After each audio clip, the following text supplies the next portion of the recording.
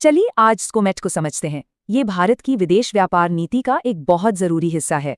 इसे हम 5 आसान स्टेप्स में समझेंगे।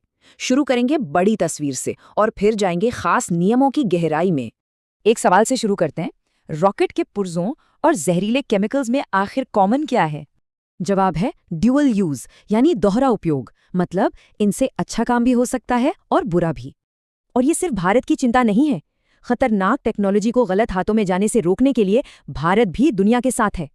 भारत में इसके लिए जो खास नियम हैं वो आपको मिलेंगे विदेश व्यापार नीति 2023 में।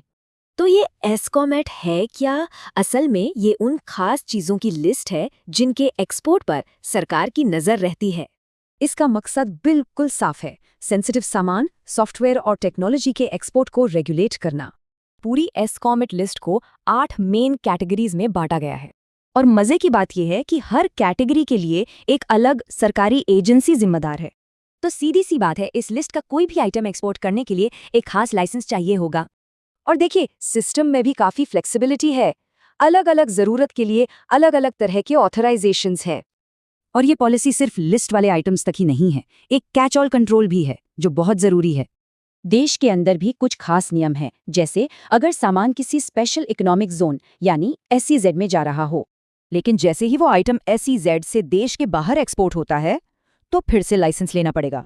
ये नियम री एक्सपोर्ट पर भी लागू हैं। मतलब एस्कोमेट आइटम इंपोर्ट करके उसे कहीं और नहीं भेजा जा सकता।